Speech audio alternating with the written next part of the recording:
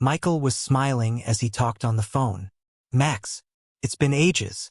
How long has it been since we last saw each other? His conversation partner joyfully shouted into the receiver. 10 years. A whole eternity. I already called Sam. We need to get the gang back together. That's not even up for debate. No, Mike, it won't be like it used to be. I'm a proper family man now. I've got 2 daughters, a beautiful wife, so it's just going to be a calm family dinner. Sam agreed too. He said he'll gladly come with his wife and son. And what about you? Still haven't settled down? Michael winced at the question. He was more successful than Max and Sam combined, but in his personal life it was a total mess. He almost made it to the altar once, but at the last moment, he decided to dig a little deeper into his fiancée's background. It would have been better if he hadn't. Then there was another attempt, but that one turned out to be more about love for his money rather than for him. In the end, he gave up on the idea, though Sam kept teasing him about it in good spirit. Sam was always trying to get him married off. No, I haven't gotten married, but I'm close to it, Michael replied. Max chuckled. Wow, buddy, congratulations. A good, loving wife is the key to success. So what are we talking about then? Let's get everyone together with our better halves and the kids and have a proper evening for once. Not like the old days. They both laughed. Even though they were all approaching 40, they still loved to have fun. Max hadn't been out with them for a few years, as he was living abroad, but Michael and Sam had never been short of company. It was just a pity Max could only break free when his wife went to visit her mother. How about we meet at my place? I just bought a house not long ago and we've just finished setting up the yard. The weather's supposed to be good this weekend, Michael suggested. Done. See you on the weekend, Mike. I'm really glad to hear from you, and even more glad that you've finally decided to settle down. You're always running around like a free spirit, and Sam and I are a little jealous.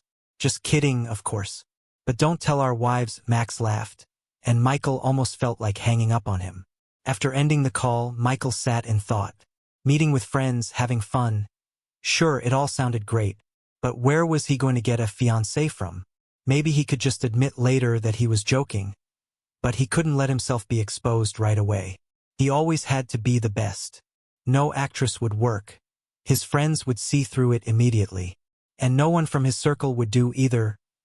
It would be impossible to shake off a fake fiancé from that crowd. His social circle was full of sharks. So what was left? Where should he look? Michael smiled. His company had nearly 50 women working for it. All he had to do was take a stroll around the office and have a look. But he didn't need to aim too high, unlike Sam's tastes. There were only a few days left until the weekend, and in that time they would have to get to know each other well enough not to slip up. He needed to make a decision today. Michael got up and began walking through the office. He stopped outside the accounting department. What did he know about them? The glass wall allowed him to see all of the employees.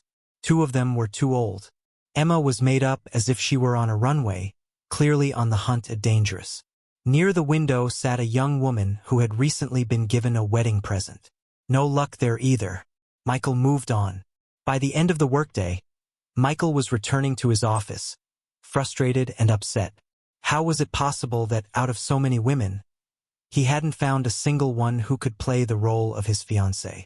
He threw open the door. The young woman who was dusting in a cleaner's uniform turned around, startled. "I'm so sorry," she said quickly. "Emma told me you weren't here, so I thought I'd clean." Michael smiled. "Don't mind me, my workday's over, and I really shouldn't even be here. I won't get in your way." Michael sat down at his desk and turned on his laptop. Maybe he should check out some acting agencies? But that didn't seem like a great option either. Out of the corner of his eye, he watched the cleaner. She looked to be around 28, maybe even 26. Nice figure, and at least from the side, she was quite pretty. He wondered what she was doing working as a cleaner. Maybe she wasn't too bright? Michael suddenly smirked. Why not? She probably wouldn't ask for much in return. "Excuse me, what's your name?" he asked. She turned to him with a smile. "I'm Sarah, Mr. Michael," she replied, smiling even wider, revealing a row of white teeth. "I know," said Sarah. Michael felt a bit awkward. Of course, the cleaner should know who the boss is. Tell me, have you been working here long? I haven't seen you before. Michael asked as Sarah continued to move quickly with the rag. 3 months. I usually come in when you're already gone. It was getting more interesting. She spoke properly, no rural accent or slang. To be honest, you don't really look like a cleaner. Why did you choose this job? She laughed softly. And what's wrong with being a cleaner? Isn't it an honest job? Or do you think all cleaners should be old women who smell like booze? Michael couldn't help but smile.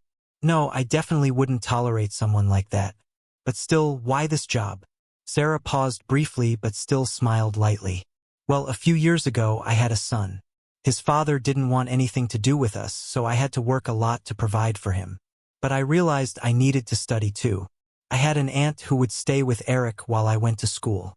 But now she's moved to another city, and I'm still studying. This job works for me because during this time, Eric can stay with our neighbor. Michael's mind was working fast. Had he understood correctly? They weren't exactly well off. So, if I got it right, money's tight for you? He asked. Sarah smiled softly. We don't have any extra, that's for sure. I only have this job and the child support I get for Eric. But we manage. She finished cleaning and was about to leave. Sarah, wait, said Michael. I'd like to offer you a deal. She frowned and muttered. I thought you seemed like a decent man. Michael was momentarily confused, then laughed loudly. No, you misunderstood me. It's a purely financial deal. I can't embarrass myself in front of my friends.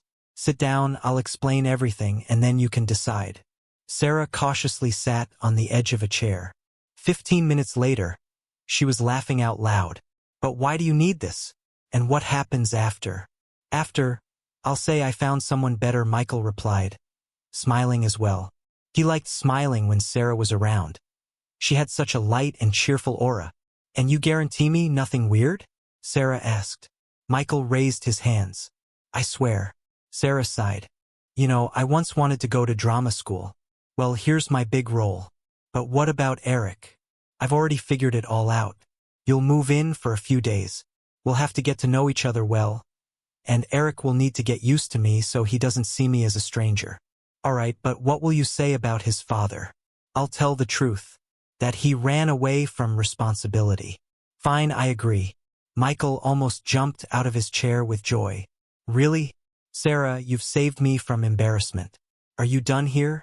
We can go to my place right now. Sure. But first we need to pick up Eric. 2 hours later, they arrived at Michael's house. Sarah looked around in curiosity. You live here? Alone? Yes, alone. Doesn't it scare you? So much empty space, it's kind of gloomy. Michael glanced around as if seeing his house for the first time. He had never thought about it before. But now, seeing it through Sarah's eyes, it really did resemble a dark, lifeless tomb. You know, you're right, said Sarah. This house looks more like a modern crypt than a home. Who convinced you this was fashionable and stylish? Michael smiled wryly. I'll have to fix that. We can change whatever you don't like. Sarah laughed softly. You know what? Why don't we light the fireplace? Michael smiled at her suggestion. Sure, why not? During the few days that Sarah and Eric spent at Michael's house, he came to understand what it was like to come home to a place that wasn't empty, not to spend evenings alone in front of the TV, and how pleasant it was not to have to make his own coffee in the morning. He realized that he liked this new way of life. But deep down, he knew that soon everything would return to its normal, solitary routine. The day before the gathering with his friends, Michael was struggling to decide which restaurant to order food from. He turned to Sarah for advice. I can't make up my mind about which restaurant to order from for tomorrow. Sarah raised her eyebrows in surprise. You only have a few guests. Why bother ordering food? How else? Michael shrugged. Mike, you're practically a family man now. We'll prepare everything ourselves. You, as the host, will grill the meat, and I'll take care of the rest. Michael looked at her, astonished, and then smiled. Are you sure we won't mess it up? Absolutely. We just need to go to the store. That evening turned out to be a completely new experience for Michael. All three of them worked together in the kitchen, something Michael had never done before. He discovered that his kitchen, a place where he usually only brewed coffee, was filled with useful things. When Sarah handed him a bag of potatoes to peel, Michael grinned. Now this is too much. I'm a businessman. Remember? It's not too much, Sarah laughed. It's perfect. Peel them or I'll make you chop onions. At the agreed time, Sam and Max's cars pulled into the driveway.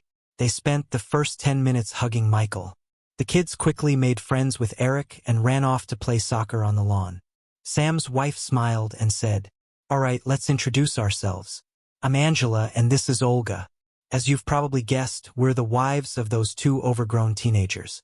Sarah smiled nervously, though she felt a slight tremor inside. "My name's Sarah. Well, for now, I have a different status." Then the men arrived, and Sarah felt their curious gazes on her. Finally, Max spoke up. "Well, Mike finally has some taste. I was worried you'd bring someone too plastic." "Sorry, Sarah." Michael nudged him in the ribs, and they all sat down on the terrace to enjoy the evening. Sam watched with surprise as Michael skillfully turned the skewers on the grill. The day before, Sarah had spent 20 minutes showing him how to do it.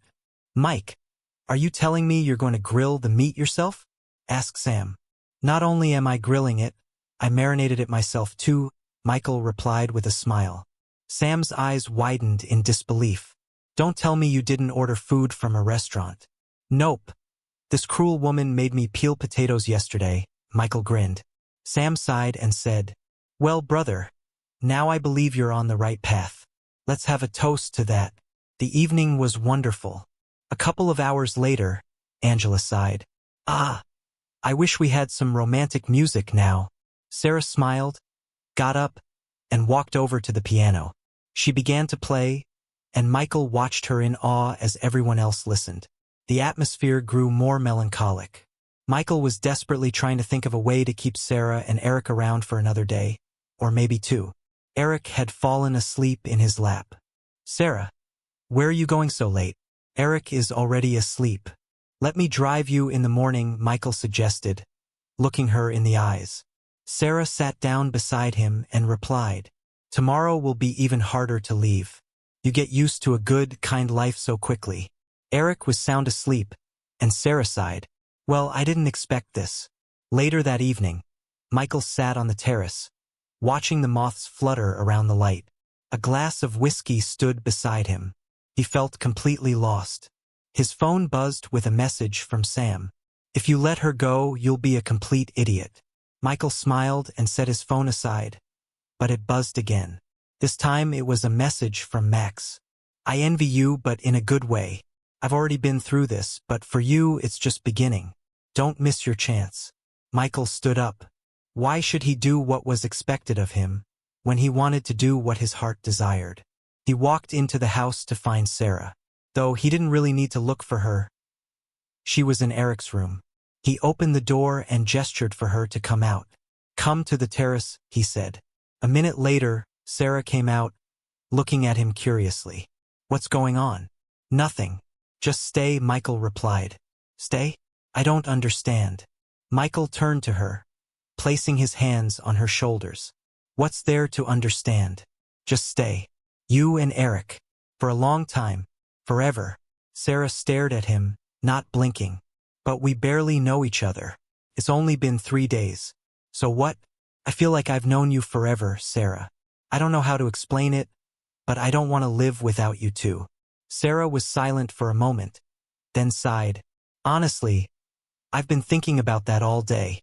How we would manage without you, especially me. But I thought I'd figure it out." "You don't have to," said Michael, lifting her into his arms and looking deeply into her eyes. "You don't have to. Stay." Then he leaned in to kiss her. Thank you for listening to the story to the end. Write your thoughts about it in the comments. Subscribe to the channel Tell Me and share this video with your friends and loved ones. This motivates us to continue working on new stories every day. Do not miss the next amazing story that is about to appear on your screen. We are very grateful to you for being with us. In the description under this video you can open the catalog of all the stories. See you there.